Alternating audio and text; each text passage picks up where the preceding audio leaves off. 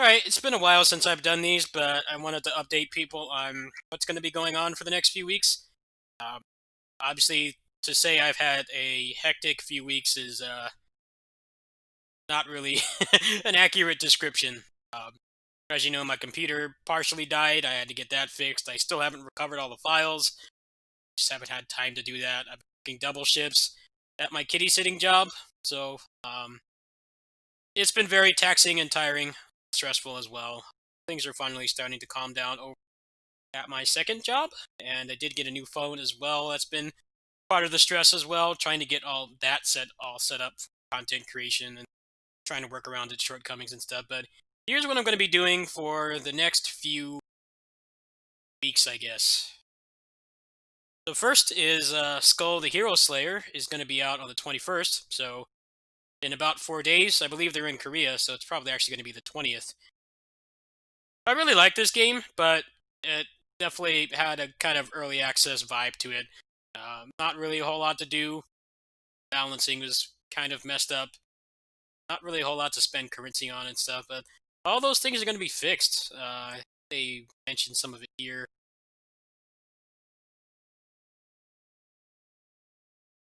They had pretty constant updates for a while, and then it just kind of stopped for a few months. They just wanted to go straight up to 1.0, but they said they're going to update this game afterwards. A lot of the skulls are getting updated and stuff. It actually seems like it's going to be really cool.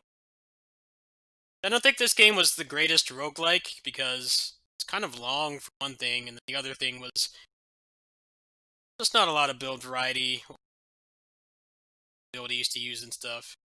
So I'll be checking this out on the 21st. Much else to say there. Uh, on the 26th, Cyber Shadow comes out. I went ahead and pre-ordered this on Switch. Uh, I might double dip on this actually, assuming it runs at 144 FPS on PC. Sure, you know if you have a high frame rate monitor, 2D games, especially pixel art 2D games, really benefit from it. I've been excited for this game for a long time. There hasn't been a good ninja game in feels like centuries. I'm very excited for this. I don't really think it's the kind of game that would really grow my channel, but what little they've shown so far, it looks like a really high quality game. I'm an old man. I'm a boomer millennial. I'm in my 30s, so I grew up with stuff like this. Definitely fast paced, gameplay oriented games are pretty much what I've been playing my whole life for the most part. So when stuff like this comes out, I'm always very excited. This will be out on the 26th, so I will be playing this. If I can come up with some guides or something, I'll try to, but this is mostly just more of a personal use game, but I will share whatever of it I can with you. Since I will be getting it on Switch, I don't know how much of it I'll be playing on stream, but when I come home from my second job, I'll try to put up some videos. You see, the pixel art is very good. One of the problems right now is we have a lot of these games coming out, but a lot of them use the skeletal animation and they look awful. This is like actual pixel art, you know, the hard way, and it definitely pays off. It looks very clean. Okay, so on the 22nd, Bloody Spell is going to be getting an update.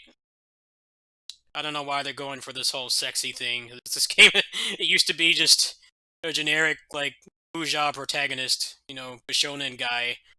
But then they started adding these costumes, and I guess it's making them more money or something.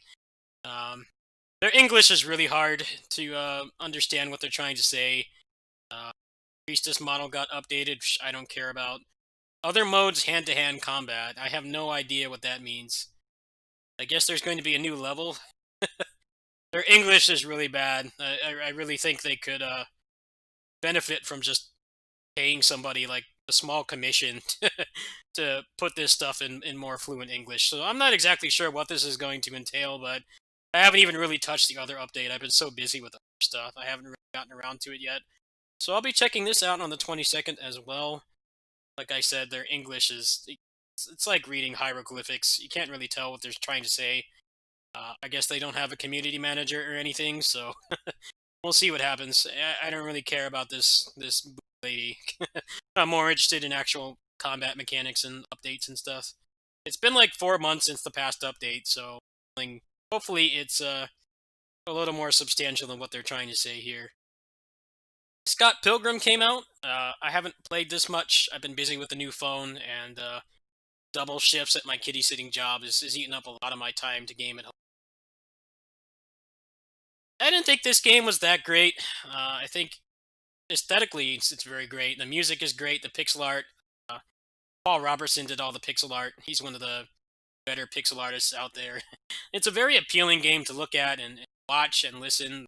The gameplay is really not that great, but I did put a pretty significant amount of time into the original release like over 10 years ago. So I went ahead and got this. I might do some grinding on this at some point when I have a little bit more time. I'm not sure if I have another double shift tomorrow, but I did go ahead and buy this. Um, One of the touchy subjects about this game is that Knives Chow here, she was the final DLC character to be added on the original version of the game. And on this version, despite the whole point of bringing this back being that they, wanted to preserve the game, so it was a very popular game when it came out, and people were sad that it got delisted. The whole point of this was to bring it back without any of those limitations, but for whatever reason, they want you to sign into their shitty Ubisoft Connect account to unlock Knives Chow, which defeats the whole purpose to me, especially when you consider that they have a limited run games version of this.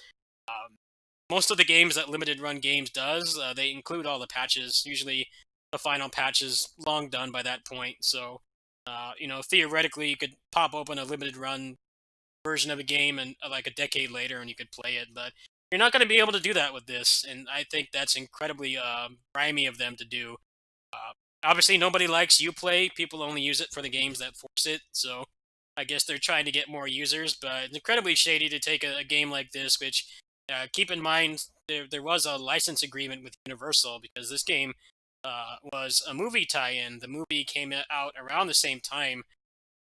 They would have to negotiate again if they ever wanted to bring this back. So the fact that they're doing that is really shitty. But I like this game for what it was. It's definitely a very appealing game to play, but uh, I just feel like there's been so many other better beat 'em ups, especially in the past like 4 years alone. We've had Fight and Rage, we've had Streets of Rage 4.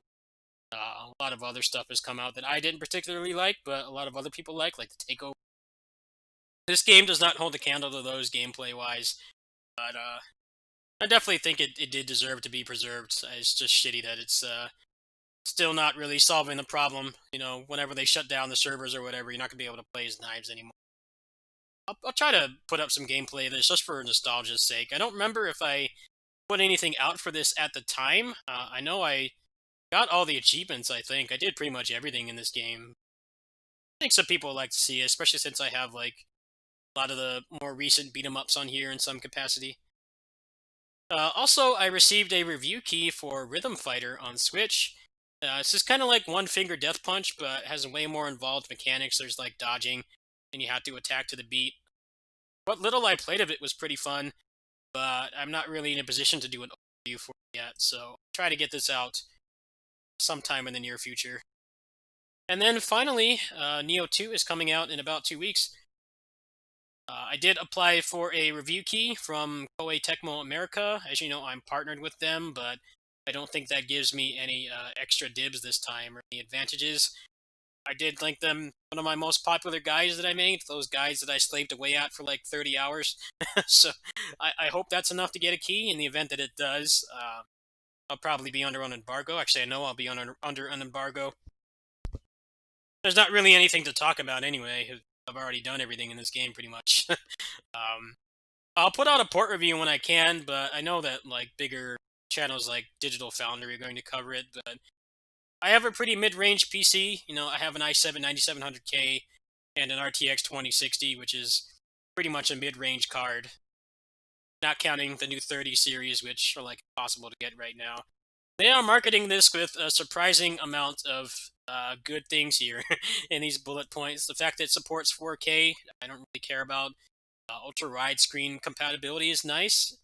144 hertz monitor support. That's definitely something I appreciate. When I play closers, I actually have to put it on my 60 hertz monitor because that game does not support high frame rate monitors. So it's nice that they're going to have that. It's nice that it's going to be 120 FPS as well. Um, for what it's worth, the PS4 version of this game runs beautifully. It's just when you start getting into co-op and stuff, which as you get towards the end of the end game is more and more important. It just becomes a slideshow. It's just a mess of particle effects and terrible performance and stuff. So if it's able to stay consistent, it's able to perform well and high frame rates while you're in a party and with all those particle effects and crap going off, then I think this will be the definitive version of the game. Some people have already said it might actually be very modding friendly. Obviously, Neo has so many ways you can play it, so many different builds and play styles that you can adapt to however you want to, tackle the game. So the fact that this could have really expansive mods is going to be really awesome. So I'm looking forward to this. I don't know if I'll get a review key. Let's see here. Yeah, it comes out in about 3 weeks, so most likely I would hear back probably next week. So, see. I should be able to say if I got the review key. I'm not sure. Either way, mostly I'll just be testing out the port. I'll probably put out a little video of my experiences. I should be able to record some of that while I'm under embargo. Obviously, I played the game already. I have like 300 hours in this game, so it's nothing really new to me. Mostly, I would just like to have better performance. Not have to pay for PS Plus for one thing. My PS Plus is actually going to expire today, so I don't feel like coughing up another $15 right now, especially since this is such an expensive month to run the channel. I don't feel like coughing up another $15 to play this more. So it would be nice to have that. And then the prospect of mods as well is really interesting to me. I think there's lots of cool things you could do. You could bring back parry disabled. You could add like guard canceling. uh, Maybe you could even add custom armor to the game. I mean, I'm just kind of grasping at straws here. I don't have any modding experience, but there's a lot of potential here. This is predominantly a single player game, so there's a lot that could be done. It'd be interesting to see what happens. Anyway, that's basically what I'm going to be doing for pretty much until February. Might be some other things sprinkled in there. It's supposed to be a collaboration on KOF All Star. Tales of the Race has got some pretty cool stuff going on right now. Chalcedony and Hermana are coming soon. Those are some of my favorite, more modern, recent Tales characters. So I'm interested in getting them. I'll probably do some videos for them as well. I did buy a Razer Kishi for my phone, but it doesn't support any of the games I play, so most likely that will probably be used, if I don't return it, it will probably be used for doing emulation and stuff. I wanted to show some games being emulated. I kind of wanted to get into that kind of content because it's very stress-free besides setting it up. And, I think people would like to see that. So I have a very mid-range phone, so we'll see. Anyway, if people want to support me, I definitely could use some support. If people want to support me on Patreon or PayPal, I would greatly appreciate it. I think the next few months are going to be relatively expensive. We are supposed to be getting another stimulus in February. I would like to use that to get a 3070 and a PS5, but you know how difficult it is to do that right now.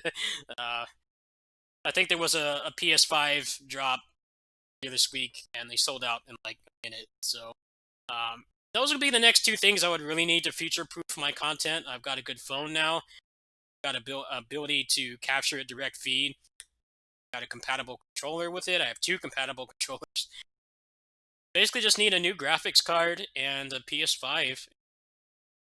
I shouldn't need to spend much on anything besides games and the service games I play for a while, so thanks for bearing with me. I'm sorry things have been low-key lately. I'm not gonna lie, I run this channel every day with no breaks, and lately it's been hard to do that. Not mental health-wise, but just time-wise. Working my second job has been very hard.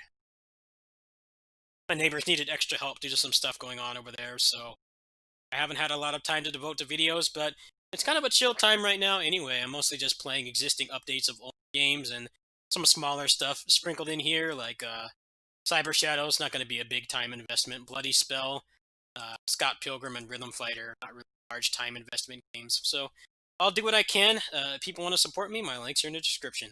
Thanks for watching.